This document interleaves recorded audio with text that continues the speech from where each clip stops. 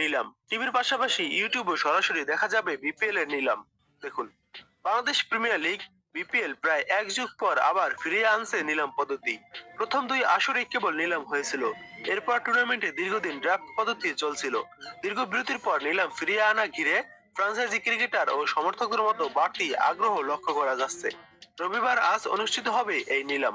Bangladesh premier league BPL এর 12তম আসরের খেলোয়াড় নিলাম আজ রবিবার অনুষ্ঠিত হবে রাজধানীর রেডিসন ব্লু ওয়াটার গার্ডেনের গ্র্যান্ড বলরুমে। দীর্ঘ 12 বছর পর বিপিএল এ আবারও ফিরছে নিলাম পদ্ধতি। নিলাম অনুষ্ঠিত হবে 30 নভেম্বর 2025 দুপুরের পর বিকেল 4টায়। অনুষ্ঠানের সব দৃশ্য সরাসরি সম্প্রচার করবে টি স্পোর্টস।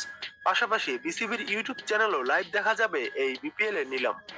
সরাসরি নিলাম দেখতে হলে টি স্পোর্টস এর টিভির মাধ্যমে দেখতে পারবেন, আর ইউটিউবে দেখতে পারবেন বিসিবি টিভি, অর্থাৎ বাংলাদেশ ক্রিকেট দ্য টাইগার লিখে সার্চ করে দিলে বিসিবির একটি চ্যানেল আসবে। সেই চ্যানেলে আপনারা সরাসরি এই নিলাম দেখতে পারবেন। এবছর প্রতিযোগিতামূলক বিডিং এর সুযোগ থাকায় দলগুলো আরো বৈচিত্র্যময় হতে পারে। নিয়ম অনুযায়ী প্রতিটি দল সর্বোচ্চ 22 জন খেলোয়াড় নিবন্ধন করতে পারবে।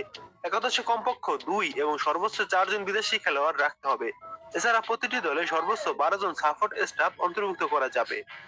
প্রথম দুই আসরে অকশন হলেও পরের কয়েকটি আসর হয় ড্রাফটের মাধ্যমে।